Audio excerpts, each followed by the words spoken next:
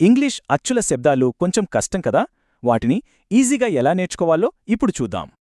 చాలామందికి ఈ డౌట్ వస్తుంది, కానీ దీనికోసం ఓ సింపుల్ టెక్నిక్ ఉంది. ఓ ఇంగ్లీష్ టీచర్, దీనికి ఒక మంచి పేరు పెట్టారు, చుక్కల శబ్దాలు. అవేంటో చూసేద్దామా? చుక్కల శబ్దం అంటే పొట్టిగా పలికే అచ్చు శబ్దం. ఉదాహరణకి ఏ అక్షరం ఆ అని వినిపిస్తోంది. ఈ టేబుల్ చూస్తే ప్రతి ఓవల్కు ఉండే ఈ చుక్కల శబ్దమేంటో మనకు క్లియర్గా తెలుస్తుంది.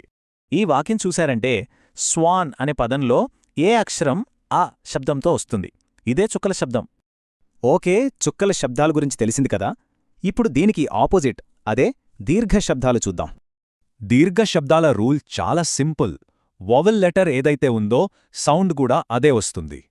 ఇప్పుడు ఈ టేబుల్ చూడండి. దీర్ఘ శబ్దాలు ఆ అచ్చుల పేర్లలాగే ఎలా ఉన్నాయో మనకు అర్థమవుతుంది. ఇక్కడ రెయిన్ అనే పదంలో ఏ ఐ కలయిక ఏకి దీర్ఘ శబ్దం అంటే ఏ అని పలికేలా చేస్తుంది. ఇప్పుడు ఈ రెండిటిని పక్కపక్కన పెట్టి చూస్తే ఆ తేడా మనకింకా బాగా అర్థమవుతుంది. గమనించండి, స్వాన్లోని ఆ శబ్దానికి, రెయిన్లోని ఏ శబ్దానికి మధ్య ఉన్న తేడాని.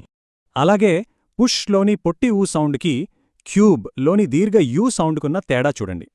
కిట్లోని షార్ట్ ఈ శబ్దానికి, నైట్లోని లాంగ్ ఐ శబ్దానికి మధ్య తేడా స్పష్టంగా ఉంది కదా. సరే, ఇప్పుడు ఈ సౌండ్స్ని కొన్ని పూర్తి వాక్యాల్లో ఎలా పలకాలో చూద్దాం. కుడ్ అనే పదంలో ఓయూ ఉన్న సౌండ్ మాత్రం చుక్కల శబ్దం ఊ లాగే వస్తోంది. ఇది దీర్ఘ ఐ శబ్దానికి పర్ఫెక్ట్ ఎగ్జాంపుల్. ఇక్కడ ఐజీహెచ్ అచ్చు దాని పేరునే పలికేలా చేస్తుంది. స్టూడెంట్, క్యూట్ ఈ రెండు పదాల్లోని యూ కూడా యూ అనే దీర్ఘ శబ్దాన్నే ఇస్తున్నాయి.